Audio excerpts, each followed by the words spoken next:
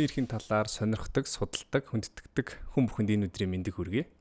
MSD подкастын энэ дугаарт хүний эрхийн үндэсний комиссийн хүний эрхийн хамгаалагчийн асуудал эрхэлсэн гишүүн Дандуу өгч маань оролцож байна. Танд энэ өдрийн мэндийг хүргэе. Өдрийн мэнд хүргэе. За тэгэхээр саяхан MSD International-с дэлхийн хүний эрхийн нөхцөл байдлын талаарх тайланг бол танилцуулсан байж байгаа. За энэ дундаас болохоор Монголын хүний эрхийн нөхцөл байдал тийм нэг 4 асуудлыг хөндөж ярьсан. Тэр нь юу вэ гэхээр 50 замаар хуран цуглах, жагсаал цуглаан хийх эрхчлөө. За тэгээд дор зоргоор баримтлах асуудлын хүрээнд. За тэгээд эрүүл аюулгүй орчинд амьдрах эрхийн хүрээнд буюу одоо энэ уул уурхаагаас болж хохирж байгаа малчдын эрхийн асуудал. За тэгээд мөн түнчлэн энэ хотын бүсэд байгаа. Тэгээд энэ нэг дэд бүтцийн асуудлаас үүдэлтэй энэ цэвэр усаар хангах эрхийн асуудал гэсэн юм 4 асуудлыг хөндөж ярьсан байж байгаа. За тэгээд ерөөхдөө MSD болохоор энэ нэг төрийн бас байгууллага тий олон улсын төрийн бас байгууллага ерөөхдөө өөрсдийн судалгааны хүрээнд ингэж тайланг болж жил болгон танилцуулдаг. За хүний эрхийн үндэсний комиссийн маань болохоор бас яг юм үндэсний хэмжээний хүний эрхийн асуудлыг бас жил болгон танилцуулдаг. Сая энэ 23 оных 23 дахь ихтгэл бас гарсан байсан тий. За тэгээд манай энэ подкаст бол нэг 11 дугаар гарна. Тэгээд энэ дугаарт бол комиссийн гишүүн та оролцож байна тий. Тэгэхээр ингээд төрийг төлөөж үндэсний хэмжээний гишүүн оролцож байгаа учраас бас хоёул нэг комиссийн асуудал хүний эрхийн үндэсний комисс гэж ямар байгууллага байдгийг. За тэгээд энэ комиссийн гишүүн таны яг эрхэлсэн асуудлын хүрээнд ямар асуудлууд байна гэдгийг илүү гүнзгий ярилцголоо гэж бодож байна. За тэгээд та эхний хэлж энэ хүний эрхийн үндэсний комиссийн талаар бас манай сонсогч нарт танилцуулаач тий. За та бүхэнд энэ өдрийн мэнд хүргэе. Тэгээ хүний эрхийн үндэсний комисс бол хүний эрхийн үндэсний комиссийн тухай хуульд заасны дагуу хүний эрхийн сургалт сурталчилгаа хийх, за мөн засгийн газрын үйл ажиллагаанд хүний эрхийн асуудал хэрхэн байна уу гэдэг дээр хяналт тавих тийм ээ. Тэгээ бас одоо хүний эрхийн үндэсний хэмжээнд одоо явагдаж байгаа асуудлуудаа хариуцсан гишүүд бол бас байдаг. Жишээлбэл одоо хүний эрхийн хамгаалагчийн асуудал эрхэлсэн хувийн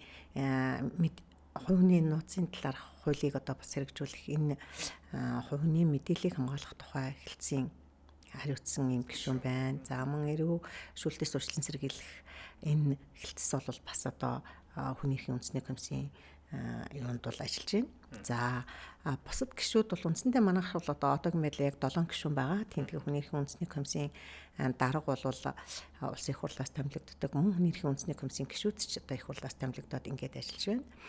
За мэдээж жил болгон хүний эрхийн үндэсний комиссийн тухай хуулинд зааснаар бол хүний эрхийн үндэсний комисс Монгол улсад хүний эрхийн төлөв байдлын талаар бол улсын их хурлд илтгэл бэлтгэж ингэж танилцуулдаг. За улсын хурал гэдэг чинь ер нь бол олон нийтэд иргэдэд гэсэн үг шүү дээ. Тийм олон нийтэд иргэдэд юу юм тэр бол нээлттэй гэсэн үг тийм ээ. Тэгээд ерөнхийдөө энэ илтгэлийг хилцээд бол улсын хурлаас цаашд хэрэгжүүлэх арга хэмжээний талаар бол тогтоол гардаг. Тэгээ энэ тогтоолыг бол мэдээ засгийн газар хэрэгжүүлнэ. Тэгээ хэрэгжүүлэх үйл явцад нь бол бас хүний эрхийн үндэсний комиссийн тавиад ингэж ажилладаг чиг үүрэгтэй. За энэ хүний эрхийн илтгэлийг ерөнхийдөө яаж бэлддэг үү те? Ер нь яг үндэсний хэмжээнд ямар асуудлууд болж байгааг одоо яг тухайн жилд одоо яаж тодорхойлдог вэ? Одоо сая ингээд би 23 оны үндэсний илтгэлийг харлаа л та. Ерөнхийдөө нөгөө байгаль орчны хүний эрх хамгаалагчийн асуудлууд илүү төлхөө ингэж гарсан байна те. Тэгэхээр ер нь яаж ингэж одоо яг илтгэлийнхаа тухайн жилийн сэдвийг сонгодог вэ? Ер нь хүний эрхийн үндэсний комисс Монгол улсад хүний эрхийн төлөв байдал ямар байна уу гэдэг хамгийн чухал анхаарал хандуулсан асуудлуудыг бол тэр жилийнхээ илтгэлд бол оруулдаг. За энэ жил бол жишээлбэл одоо эрүүл аюулгүй орчинд амьдрах эрхийн асуудлаар, за хоёрдугаарт нь сурч боловсрох эрхийн асуудлаар, гуравт нь хүүхдийн эрхийн асуудлаар, за дөрөвт нь бол гендрийн эрх тэгш байдал, гэр бүлийн хүрээнд гэсэн сэдвээр, тавт нь бол хүний эрхийн хамгаалагч, тэр дундаа иргэний нийгмийн байгууллага болон байгаль орчны байгаль хамгаалагчдын эрхийн асуудлаар, за 6-т нь бол үндсэндээ 20 ангид яалт шийтгэл эдэлж байгаад гарч ирсэн хүмүүсийн нөөгийн нөхцөл байдлын талаар, 7-т нь бол хөгжлийн бэрхшээлтэй иргэд улс төрийн оролцоонд ямар хөө нөхцөл байдалтай оролцож ийн вэ гэсэн ийм үндсэн хэдэн сэдвээр бол илтгэл бэлтгэж оруулсан байгаа. За илтгэл бэлтгэхдээ бол бид тусгайлсан судалгаа нэгдүгээрт хийдэг. Хоёрдугаарт бол яг хүний эрхийн үндэсний комиссид гаргасан гомдол тийм ээ тэрэн дээр хэрхэн шийдвэрлсэн тэнд гарч байгаа асуудлуудыг одоо үнэлж судалж үзээд ингээд яг өнөөгийн нөхцөл байдалд бол зайлшгүй анхааруул зохих хэвээр ийм асуудлууд байна гэж ингэж нэгтгээд ингэж гаргаж байгаа. За мөн бусад судалгааны байгууллагууд ч гэлээ гэсэн асуудлуудыг судалдаг хэдий ч яг тухайн асуудлаар ямар гомдлууд гарч байгаа, ямар асуудлуудаар илүү төлхөө хүмүүс анхаарч байна вэ? Ямар асуудал илүү төлхөө одоо зөрчигдөж байна вэ гэдэг асуудлыг бол илүү төлхөө гаргаж ирдэг учраас энэ бол нэлээд олон талын их сурвалжуудыг авсан, мөн одоо олон талын баримт мэдээлэлд тулгуурласан, тэгээ Хүнийхээ үндэсний комиссийн илтгэл энэ судалгааг бол бас олон нийт бол нэлээ өөрсдийнхөө үйл ажиллагааны гол их сурвалж болгож бас ашигладаг учраас илүү одоо үр дүнтэй байх, цаашид ашиглах энэ юунд нь хэрэгтэй байх агуулгаар ингэж бэлтгэж ингэж гаргадаг. Энэ дээр бол Хүнийхээ үндэсний комисс нэлээд олон бүрэлдэхүүнтэйгээр ингэж ажилладаг учраас бас илтгэл бол яг аваад судлаад уншаад хэрэглэхэд бол бас илүү бодит мэдээллүүдийг ингэж агуулсан байдгаа гэж хэлж байна. За ерөөхдөө Хүнийхээ үндэсний комисс бол үндэсний хэмжээний байгууллага шүү дээ. Хүний эрхийг хамгаалж байгаа. Тэгэнгუთ энэ та соёс яриандаа ч гэсэн хэлээ олон судалгаанууд гардаг гэдэг. Тэгэхээр ер нь энэ ялгаа гэх юм уу эсвэл одоо яг энэ олон энэ хүний эрхийн чиглэлээр үйл ажиллагаа явж байгаа иргэний нийгмийн байгууллага, төрийн бас байгууллагууд за манай засгийн газар хүртэл одоо хүний эрхийг хамгаалах юм юу байгаа шүү дээ. Тэнгуут энэ нь одоо яг юугаараа ялгаатай эсвэл одоо ийм олон байгууллагууд байх хэрэгцээ байна уу? Одоо ингээ хүний эрхийн үндэсний комисс ч юм бол ингээд орон нутаг болгонд юутай тий салбартай за тэгээд дээрэс нь ажлын халбар гээд маш олон том бүтц ажиллаж байхад хажуугаар нь энэ одоо ингээд залуучууд ч юм уу хүмүүс одоо энэ иргэний нийгмийн төрийн бас байгууллагууд ингэж ажиллах хүнийхин талаар ингэж юм дуурах юм шаардлага нь яг юу юм бэ? Эсвэл одоо комисс үнэхээр хүрч чадахгүй учраас тэр байгууллагууд байгаад байна уу? Ер нь цааш шалтгаан нь юу вэ? Яг хоо ер нь бол хүний эрх гэдэг бол маш түгээмэл зүйл. Тийм учраас хүний эрх бол дан ганцхан хүний эрхийн үндэсний комиссийн асуудлыг яриад байх биш. Хүний эрхийг хамгаалах тогтолцоо гэдгээ бид нэр аягүй сайн бүрэн агуулгаар нь ойлгох ёстой.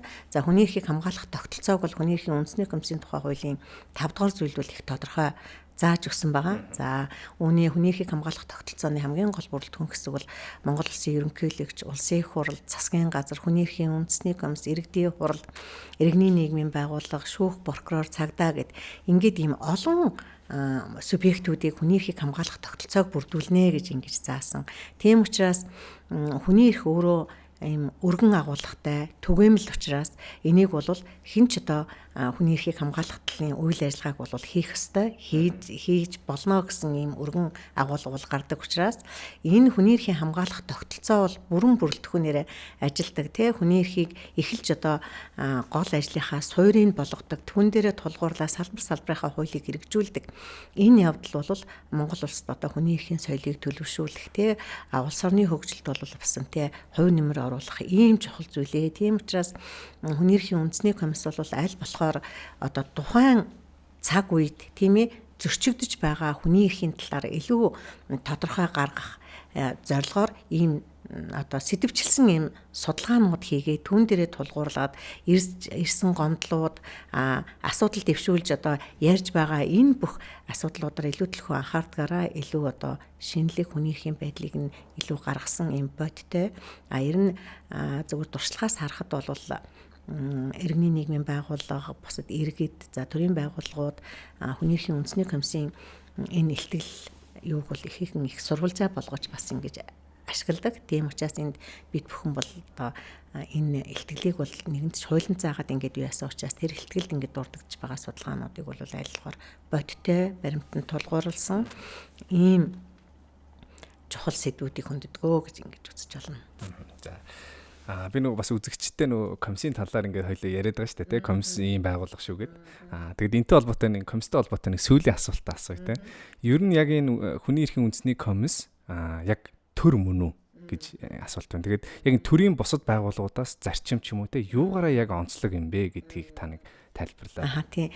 Хүний эрхийн үндэсний комисс бол мэдээж төрийн байгууллага. За гэхдээ хараат бусаар үйл ажиллагаа явуулахаар ингэж зохицуулагдсан. Тийм учраас улсын хурлаас томилогддог, гишүүд нь томилогддог, дарга нь томилогддог хэдий ч хүний эрхийн байдал Монгол улсад ямар байна уу? За хүний эрхийн зөрчлөөс урьдчилан сэргийлэхийн тулд одоо хүний эрхийн чиглэлийн сургалтууд, нөлөөллийн ажлууд, за мөн одоо хууль тогтоомжид орох өөрчлөлтүүд энэ бүхэн дээр бол одоо хүний эрхийн үндэсний комисс бол үйл ажиллагаа хийгээд явдаг. За ингэхдээ хараад бусаар үйл ажиллагаа явуулдаг гэдгийг бас байнга санах ёстой. За гэхдээ Монгол улсын хүний эрхийн байдлыг сайжруулахад бол зөвхөн ганц хүний эрхийн үндэсний комисс хүний эрх яриад бол сайжрахгүй нь ойлгомжтой. Түрүүний миний хэлсэн хүний эрхийг хамгаалах тогтолцоо бүрэн бүрэлдэхүүнээр ажилладаг тий. Хүний эрхийн соёлыг одоо төлөвшүүлэх, бий болгох гэж ирмэлцсэн иргэд бас одоо хамтарч ажилладаг тий, иргэний нийгмийн байгууллагуудтайгаа хамтарч ажилладаг, иргэдийнхээ дэмжлэгийг авсан ийм тохиолдолд одоо айгу бүрэн одоо утгаараа ажиллаж байна гэж ингэж ойлгох боломжтой гэж ингэж бодож байна. За тэгэхээр одоо нөгөө таны яг эрхэлсэн асуудлын хүрээнд те хүний эрх хамгаалагч гэдэг. Энэ бас манай институт их холбоотой л да, холбогдлолтой сэдв. Яг тэгэхээр институт чинь бас анх нөгөө Петер Пеннисонг Английн хуульч ийм Португалийн 2 оюутны эрхчлөөний төлөө хундаг өргснөөс болж ингэж шоронд хоригдсныг эсэргүүцэж ингэж гарч ирсэн хөдөлгөөн. Тэгэхээр ерөнхийдөө бол энэ хүний эрхийн хамгаалагчийг асуудал, хүний эрхийн хамгаалагчийг одоо хамгаалаач гэсэн ийм кампанит ажил те, эрхийн хөдөлгөөн бицгээ хийдэг кампанит ажлыг бол жил болгон хийдэг. За тэгээд эмстигээс ч гэсэн одоо нэг Монголд хүний эрхийн хамгаалагчийн тухай хууль батлахад бас их дэмжлэг үзүүлж идэвхтэй бас оролцож ирсэн те. За тэгэхээр яг одоо ингээд бас үзэж байгаа хүмүүс ч гэсэн харж байгаа. Ер нь ямар хүн хүний эрхийн хамгаалагч болдгийг те. Ер нь хин хүний эрхийн хамгаалагч гэж одоо төрийн байгууллагаас ч юм уу те, нэг газараас сертификат ч юм уу одоо яг их надад олгодог юм уу? Яг ямар хүн хүний эрхийн хамгаалагч болдгийг юм бэ? Тийм, тэгэхээр Нэгдсэн үндэсний байгууллагын 1998 оны хүний эрхийн хамгаалагчийн тунхаглал гэдэг ийм тунхаглал баталсан. Тэгээ энэ дээр бол хүний эрхийн хамгаалагч гэдэг бол хүний эрхийн чиглэлээр үйл ажиллагаа явуулж байгаа хэн боловч одоо байж болохоор ийм өргөн агуулгатай зохицуулсан.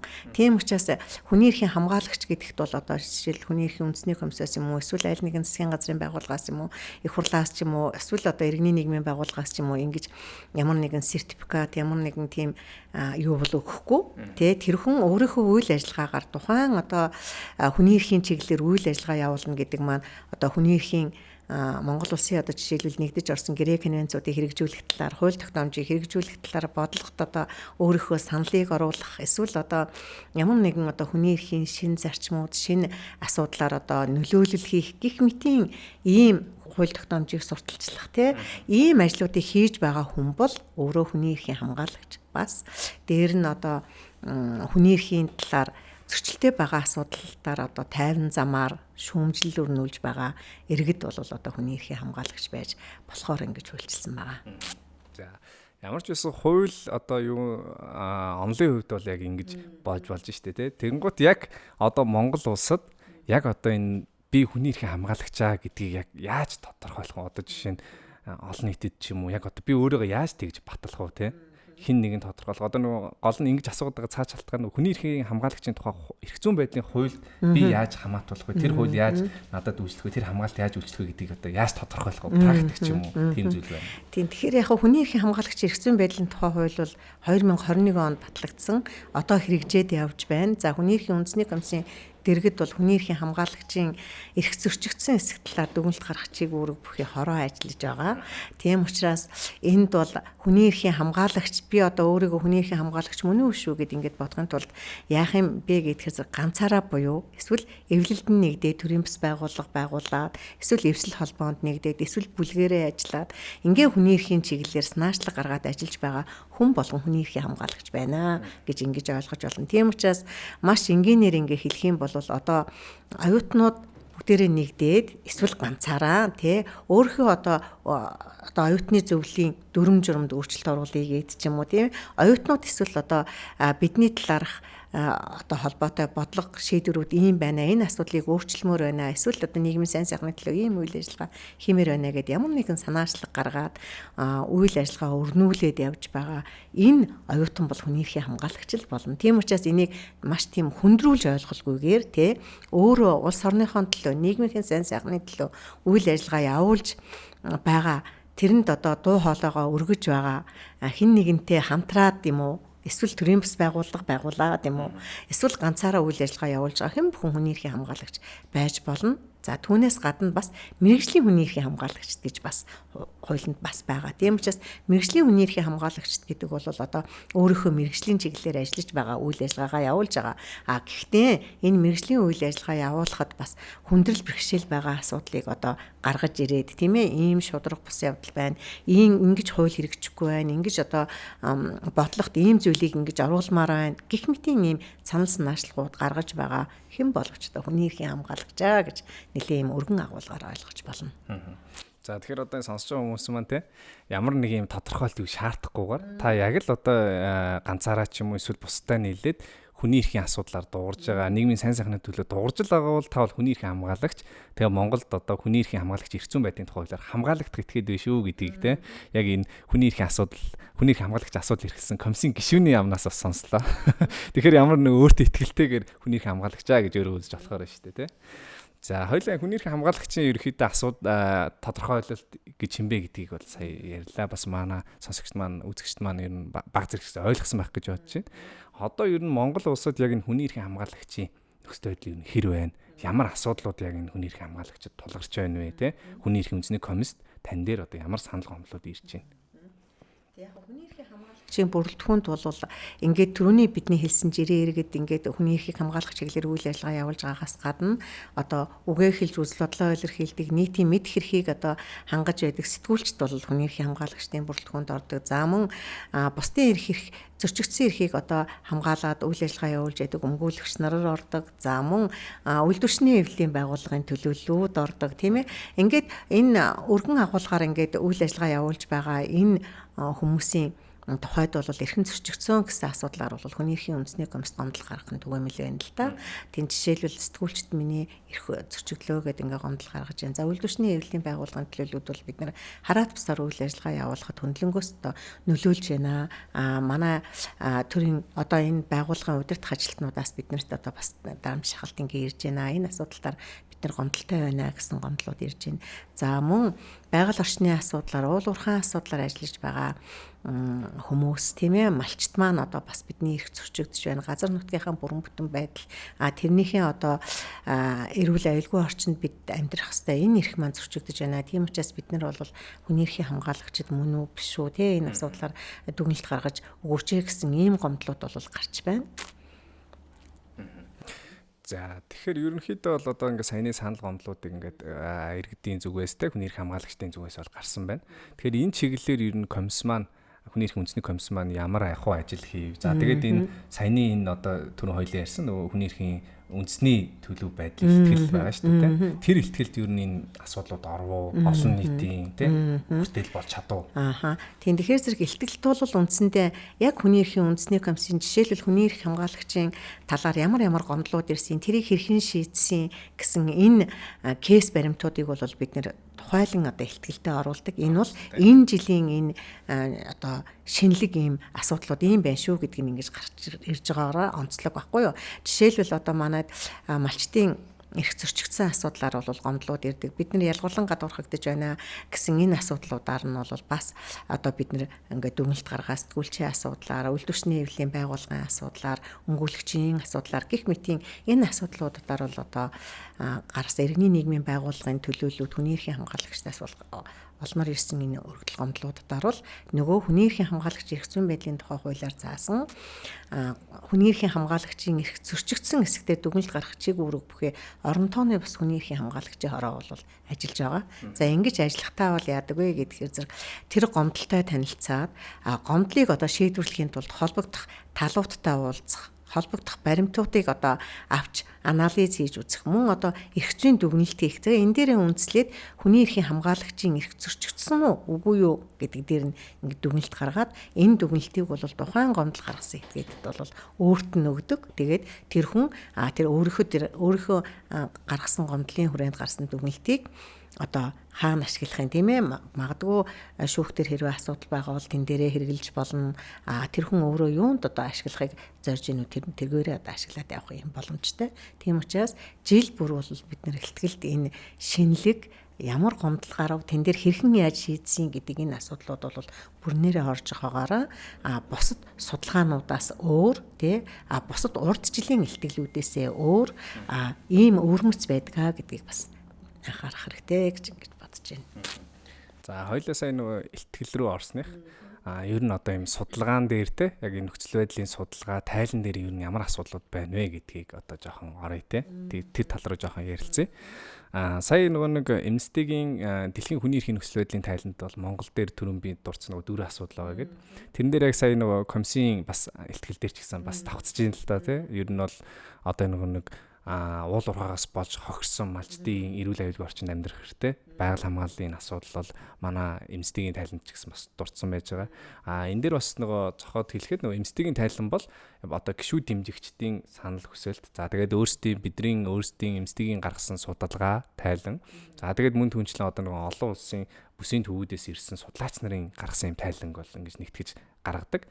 Тэгээ ерөнхийдөө ингээл олон судалгаанууд ингээд та түрүү хэлсэн нэг юм өргөн үрээний асуудал ингээд тогтолцооны асуудал гэж тэгж байгаа шүү дээ, хүний эрхийн асуудал. Тэгэхээр одоо ингээл гаргаж тавьсан асуудлууд ингээл зарим талаараа давтж байна. Айгүй хараад бусаар уг нь олон судалгаанууд гарч байгаа. Тэгвэл энэ нэг хүний эрхийн асуудлууд давтж байгаа учраас ялчгүй л Монголд одоо яг өнгөрсөн жилийн тухайд те онцлог сэдв нь бол энэ байсан байна. Тэгээд Amnesty-гээс бас нэг онцолж байгаа юм нь болохоор энэ 50 замаар жигсаал цуглаа хийх хэрэгчлээ те. Одоо тэр 50 замаар жигсаал хийж байгаа хүмүүс ч гэсэн нөгөө нэг нийтийн сайн сайхны төлөө те. Олон нийтийн төлөө ингэж л дуу хоолой өргөсөн. Тэрнээс болоод ингээ хохирсон бас юм жишээ кейс бол гаргасан байж байгаа л да. За тэгэхээр одоо яг энэ жилийн хувьд та одоо яг та өөрийнхөө эрхэлсэн ажлынхаа хүрээнд яг ихтгэл хүний эрхийн нөхцөл байдлын Монголын хүний эрхийн те нөхцөл байдлын ихтгэлд яг ямар асуудлуудыг хөндөв, ямар арга замыг төвшүүлвэ гэдэг дээр. За энэ жилийн ихтгэлд бол хүний эрхийн хамгаалагчийн одоо гол бүрэлдэхүүнд ордог иргэний нийгмийн байгууллагын төлөөллүүд за мөн байгаль хамгаалагч бол хүний эрхийн хамгаалагч юм а гэсэн энэ агуулгаар судалгаа хийгээд тэгээд иргэний нийгмийн байгууллагын өнөөгийн нөхцөл байдал ямар байна вэ гэсэн дээр бас нэлээд анхаарал хандуулсан. За иргэний нийгмийн байгууллагад бол олон хүмүүс одоо сайн дураараа тэгээд бас хөгжлийн төлөө нийгмийн нийтийн эрх ашигын төлөө үйл ажиллагаа явуулдаг юм олон хүмүүс ажилладаг. За гэтэл энэ хүмүүст бол ямар хүндрэл бэрхшээлүүд учирдаг вэ гэхээр зэрэг олон улсын байгууллагын дэмжлэгтэйгээр л одоо төсөл хөтөлбөрүүд хэрэгжүүлж байна. За гэхдээ энэ төслийг хэрэгжүүлэхдээ зардал нь бол зөвхөн л одоо үйл ажиллагаанд зарцуулах ийм чиглэлтэйгээр л ингээд явж байгаа. За төрөөс бол яг зарим тохиолдолд зарим одоо төрийн гүйцэтгэл зохиох чиглэлийг зарим тохиолдолд зарим төрлийн бас байгууллагууд бол хэрэгжүүлээд ингээд явж байна. Нийтлэг бол бас биш байна. За мөн иргэний нийгмийн байгууллагуудтай төр хэрхэн хамтран ажиллах вэ? Хэрхэн яаж ажиллах вэ? Харьцах вэ гэсэн ийм бодлогын баримтчиг бол бас одоогор хараахан байхгүй байна. За мөн хууль тогтоомж нь бол бас төдийлөн тийм ойлгомжтой бас биш байна. Тийм учраас иргэний нийгмийн байгууллагын тухайд бол энэ холбоо сангийн тухай хууль гэдэг төрийн бас байгууллагын хуулийг сайжруулах зорилгоор одоо хилцэгдээд ингээд явж байна. За гэхдээ холбоо сангийн тухай хууль нь бол иргэний нийгмийн байгууллагуудын өөрсдийн төлөөллийн ярьж байгаагаар энэ бол нэлээд өргөн агуулгатай одоогийн энэ мөрдөж байгаа төрийн бас байгууллагын хуулийг дордуулахгүйгээр сайжруулах шаардлагатай байна гэсэн энэ санал хүсэлт бол судалгааны явцад гарсан байгаа. Тийм учраас иргэний хуульд заасан ашигын бас байгууллага гэдэг тодорхойлолтод байгаа тодорхой заалтуудыг өргөжүүлэн сайжруулах тийм ээ олон улсын стандартад нийцүүлэх энэ асуудал бол бас чухал юм аа. Тийм учраас нэгдүгээрт бол бид энэ хийсэн судалгааныхаа үр дүнд иргэний нийгмийн байгууллагын асуудлыг бодлогоор зохицуулах шаардлагатай байна. Тийм ээ иргэний нийгмийн байгууллага төртэй хэрхэн харьцах юм бэ гэсэн энэ бодлого. За хоёрдугаарт нь төрийн бас байгууллагын хуулийг одоо байгаа энэ хуулиас нь одоо ямар нэгэн байдлаар илт сайжруулад тийм ээ тэгээд хуулийг батлах шаардлагатай байна гэсэн ийм санал бол гарсан байгаа. За хоёрдугаарт бол үндсэндээ хүний эрхийн хамгаалагчийн энэ аюулгүй байдал бас төвөгтэй байна. Тийм ээ хүний эрхийн хамгаалагчийн эрх зүйн байдлын тухай хууль батлагдаад гэрч хөрөгчийг хамгаалах тухай хуулинд бол нэмэлт өөрчлөлт ороод ингээд явсан. Тийм учраас цагдаагийн ерөнхий газрын гэрч хөрөгчийн хэлтс бол ажиллаж байгаа. За мөн одоо цагдаагийн ерөнхий газрын одоо үйл ажиллагааны код журам гэдэгт бол бид бас нэмэлт өөрчлөлт оруулсан байгаа. Хүний эрхийн хамгаалагчийн эрх зөрчигдсөн тохиолдолд ямар эрсдлийн үнэлгээ хийх юм те тэр эрсдлийн үнэлгээг бол тэр журамд бол ингээ хавсаргаад оруулсан байгаа. Тийм учраас эрсдлийг нь үнэлээд аюулын зэргийнхэн аргачлаар аюултай байдал нь хэрвээ бий болох юм бол шууд цагдаагийн ерөнхий газрын гэрч хөрөгчийг хамгаалах хэлтс хамгаалахаар байгаа юм. За гэтэл олон гэрч, олон хохирогчд бол бид нарт аюултай байна гэсэн ийм асуудлууд ярьдаг. Тэгэхээр энд бол цаашдаа гэрч хохирогчийг хамгаалах ийм бие даасан механизм байвал одоо илүү үр дүнтэй байна гэсэн энэ бодлогын саналыг бол оруулсан. Гэхдээ энэ бол мэдээж өнөө маргааштай хэрэгжээд ингээд явчих боломж нь байхгүй. Гэхдээ л энийг судалж хүний эрх хамгаалагчийн аюулгүй байдлыг хангах асуудал бол бас их тулгымцсан асуудал байна гэдэг бол энэ судалгаагаар харагдсан. Тийм учраас энэ асуудлыг бол бид нар бодлогын санал болгож оруулсан байгаа. За 3 дугаарт бол энэ байгаль хамгаалагчдын өнөөгийн нөхцөл байдлыг бас бид энэ судалгаанд бол бас тодорхой оруулсан. За байгаль хамгаалагч гэдэг тодорхойлолт бол бас яг манай хуулинд өнөөдөр бас байхгүй байна. За байгаль хамгаалагч бол өргөн удам газар нутгийг хамгаалдаг. Тэр хүний хийх үйл ажиллагаа, тэр хүний үүргийг бол тов тодорхой заасан. За гэхдээ эрсдэлтэй байдал, аюултай нөхцөл байдал бол бас тохиолдох нь түгээмэл байна гэсэн энэ нэлээд олон кейсүүд гарсан. Тийм учраас мөн одоо байгаль хамгаалагчийн эрх зүйн байдлыг нь сайтар судалж байгаль хамгаалагчийн одоо аюулгүй байдлыг хангах асуудалтаар байгаль хамгаалагчийн өөрийнх нь үйл ажиллагааны онцлогийг илүү тодорхой заасан, ажлын байр нь одоо хаана байхын тодорхой заасан ийм заалтуудыг бол одоо бас бий болгохын тулд эрх зүйн байдлыг нь одоо наривчлан судлах шаардлагатай байна гэсэн ийм үндэс. Сайн ингээд таны дурдсан 3 асуудал гурлал нөгөө хүний эрхийн хамгаалагчийн асуудал харагдаж байна л да. Ер нь бол бас нөгөө монголчуудын дунд нөгөө иргэний нийгмийн байгууллага айхтар сайн ойлгохгүй байгаас байгаад идэг шүү дээ. Төрийн бас байгууллага яг яадаг ингээд. Тэгэхээр одоо сая хоёлаа ингээд ярьсны дагуу ингээд бодож үзэхээр иргэний нийгмийн байгууллага, төрийн бас байгууллага гэдэг бол нөгөө хүний эрхийн хамгаалагчдын нэгдсэн юм бүлэг юм уу тийм хамтараа гэдгийг л одоо нэг тийм. Тэгэхээр бүхэл иргэний нийгмийн байгууллага, төрийн бас байгууллагууд ер нь ингээд хүний эрхийн хамгаалагчдын л нэг юм бүлэг гэж ойлгож болох уу те? Тэгж болно.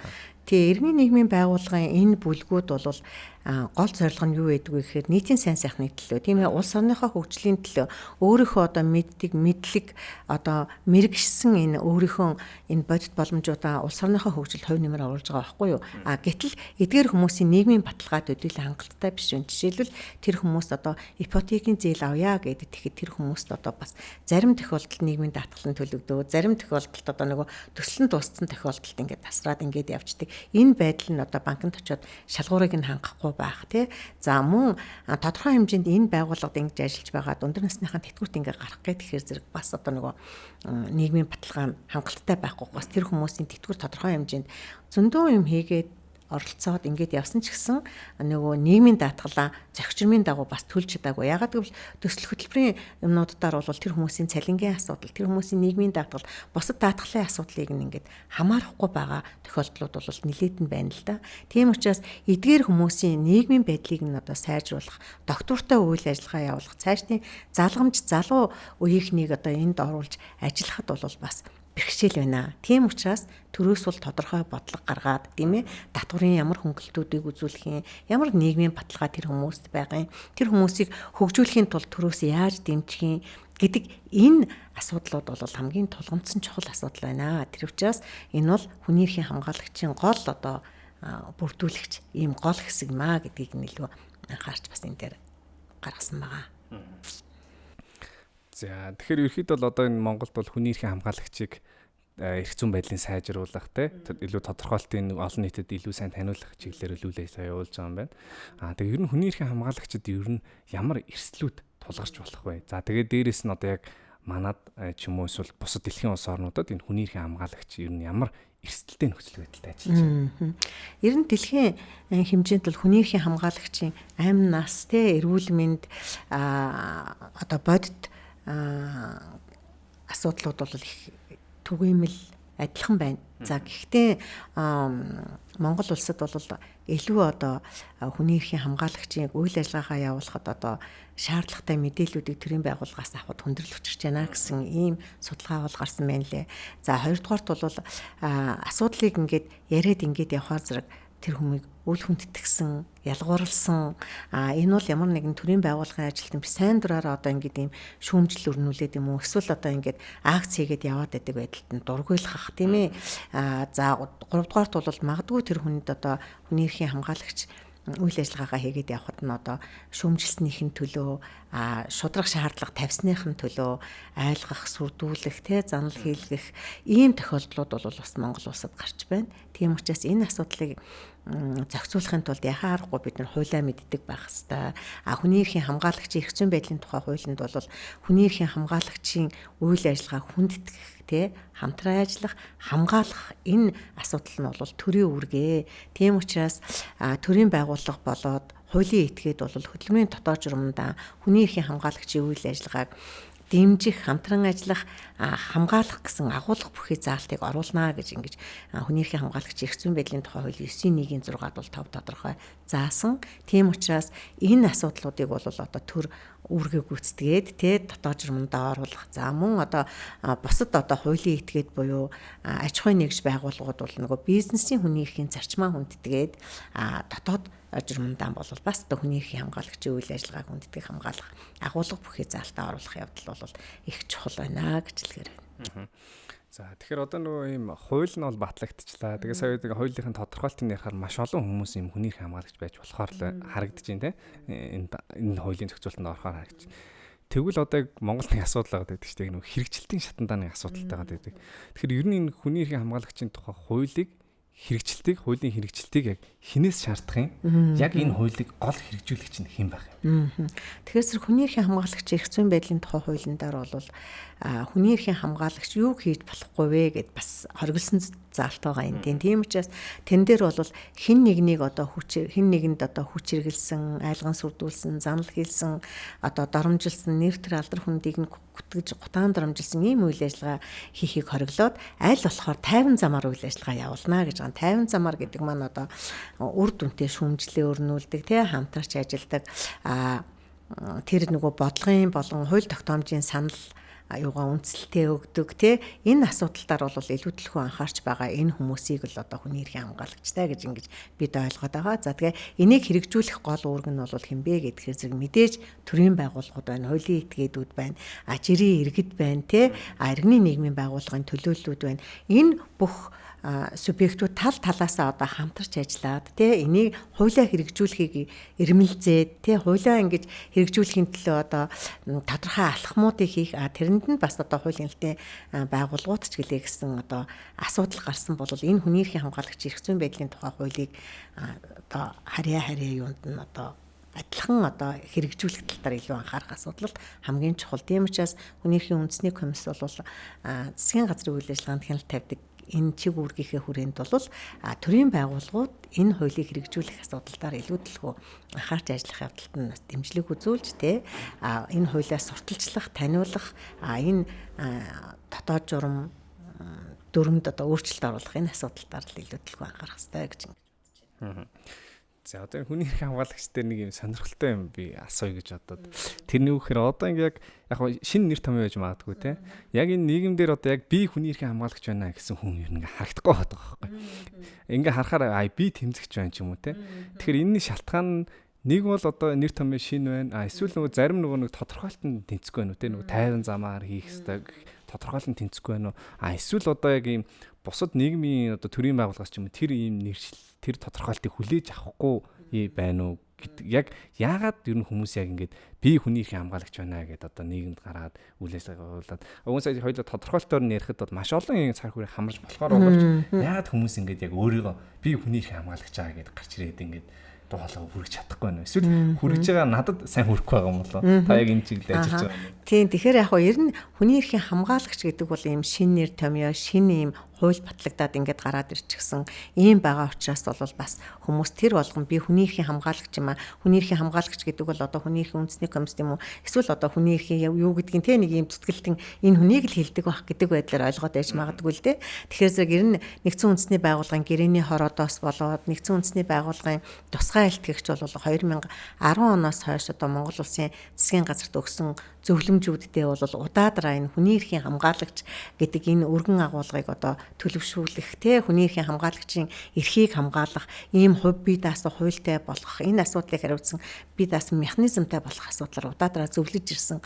Тийм учраас хүний эрхийн хамгаалагч гэдэг бол өөрөө ийм шинэ ойлголт учраас хүмүүс одоо өөрөө үгээ хэлж үзэл бодлоо илэрхийлээд чөлөөтэй одоо тэмцэл өрнүүлээд ингэж явж байгаа.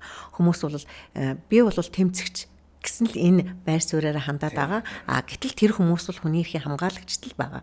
Олон улсын хэмжээнд байдаг нэршил нь бол бас тийм юм байна. Тийм учраас бид бүхэн бол энэ шинэ нэр томьёог одоо бас ойлгуулах тэгээ энэ шинэ нэр томьёо хэрэглэхээсээ илүү агуулгын өргөн ойлгож тэр агуулгад багтсан үйл ажиллагааг бол явуулахад нь төрийн байгууллагууд, төрийн ажилтнууд, төрийн байгууллагын ажилтнууд дэмжиж үйл ажиллагааг нь хүндэтгэж хамгаалж хамтран ажиллах асуудалтаар бол илүү их анхаарах. Энэ нь бол одоо хүний эрхийн соёлыг төлөвшүүлэхэд бол одоо тодорхой хэмжээний одоо үр дүн авчирнаа гэж ингэж харж болно. Одоо сайн ингээд ийм үйл ажиллагаа явуулж байгаа юмсан хүний эрх хамгаалагчаа гэдэг ингээд үйл ажиллагаа өөрөө сайн мэдэхгүй ч гэсэн үйл ажиллагаагаар ингээд хүний эрх хамгаалагч болж байгаа шүү дээ. Тэнгуү сайн энэ нөгөө хууль заасан хоригдсан үйлдэлийг одоо хийчлээ. 50 замаар биш те. Бусдыг ингээд буруу зүйлд өөрөө ажиллана дуудлаа. За тэгвэл одоо тэр хүн ингээд хүний эрх хамгаалагч биш болчихж जैन те. Тэнгуут ингээд цаашдаа ер нь тэр чигтээ хүний эрх хамгаалагч ерөөсө буцаад болох боломж байгаа юу тийм байлгүй яг.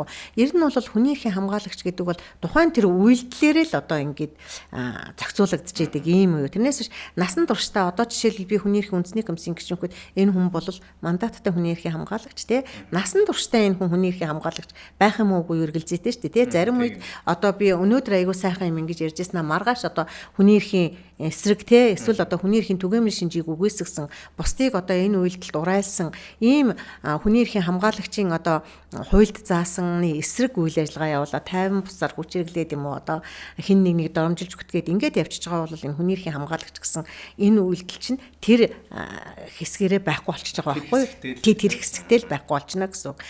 Тэгээд дараачд нь одоо магадгүй хүмүүс мэдхгүйгээсээ болоод хин нэг одоо тэр үйл ажиллагаа явуулахдаа доромжлоо бол гүтгээл тий ингээл зарим үйлдэлийн ингээд харахад хүний эрхийн хамгаалагч юм шиг мөртлөө хин нэгэнд хүч хэрэглэж байгаа, занал хийлж байгаа, айлган сүрдүүлж байгаа, эсвэл одоо илт худлаа юм ингэж хэлж байгаа энэ чинь бол хүний эрхийн хамгаалагчийн тэр үндсэн шинжийг байхгүй болгочихж байгаа байхгүй юу. Тийм учраас хүний эрхийн хамгаалагч гэдэг бол баян үйлдэлээрээ ингэж тогтоогдож байдаг ийм зүйл юм аа гэдгийг ойлгох хэрэгтэй. Насан туршдаа энэ хүн хүний эрхийн хамгаалагч байна гэвэл тэр хүн жинхэнэ хүний эрхийн түгээмэл шинжүүдийг одоо хүлээн зөвшөөрсөн, тэрийг үргэлж хүндэтгсэн, тэр чиглэлээр үйл ажиллагаа явуулж байгаа хүн бүхэн насан туршдаач байж болно шүү дээ юм чинь тийм ээ. Тийм учраас хүний эрхийн хамгаалагч гэдэг бол маш энгийн мөртлөө тий нэг тийм хид хідэн хориглолтуудыг бол дандаа анхаарч байх хэвээр. Тэгээд тайван замаар үгээ хэлээд, шүүмжлээд, үзэл бодлоо илэрхийлээд ингээд явж байгаа энэ асуудал бол хүний эрхийн хамгаалагчийн үйл ажиллагаа хийгээд явж байна л гэж ингэж ойлгож байна. Тэгэхээр ер нь бол юм хүний эрхийн түгээмэл шинжийг хүндэтгээд за тэгээд одоо нөгөө нэг 50 замаар те хоригдсан зүйлсийг хийхгүй нийтийн сайн сайхны төлөө үйл ажиллагаа явуулж байгаа хүн болгон өөрөө ингээд би өөрийгөө хүний эрхийн хамгаалагчаа гэж нэртэйгээр хэлэх боломжтой. Тэгээд дээрэс нь Монголд бас яг энэ таныг хамгаалах хууль эрх зүйн орчин тэгээд бүтээсэн шүү дээ. Нийтийн комисс байна гэдгийг бас энэ ташрамд хэлье гэж те. Хэвжүүлж болох ийм чухал ажиллаа гэж ингэж хэлмээр байна. За ерөөхдөө хоёулынх нь ярилцлагын цаг өндөрлж байна. Маш их сонирхолтой яриа өрнүүлээ те. Хүний эрхийн үндэсний комиссийн талаар бас манай подкаст сонсогчид нарт тайлбарлаж өглөө. За хүний эрхийн хамгаалагч гэж хийн те. Та яаж хамгаалагч болох юм? Энэ хүний эрх хамгаалагч гэдгийн үн цэн нь юу байгаа юм? За тэгээд дээрэс нь эрсдэл асуудал юу байна те? Ямар эрсдлийг одоо тооцоолох уу, боломжтой гэдгийг бас хоёлаа ярилцлаа. За тэгээд манай энэ подкастын төгсгөлд ерөөхдөө бол юм уриалга өрнүүлдэг те. Ерөөхдөө энэ хүний эрхийн чиглэлээр хүний эрхийн хамгаалагчдад та одоо нэг уриалга хийлвэл ямар уриалга хийх вэ? Ер нь хүний эрхийн хамгаалагчийн үйл ажиллагааг хүндэтгэж тэ хамтран ажиллаж хамгаалцгаая гэсэн ийм уриалга хэлэхэд бол зөв байна гэж ингэж бодож байна. За манай өнөөдрийн подкастт хүрэлцээж бидний урилгыг хүлээн аван хүрэлцэн ирж оролцсон эрхэм гишүүн Дондоо өгч танд маш их баярлалаа. За тэгээд баярлалаа. Бидний ярилцлагыг сонссон та бүхэнд баярлалаа.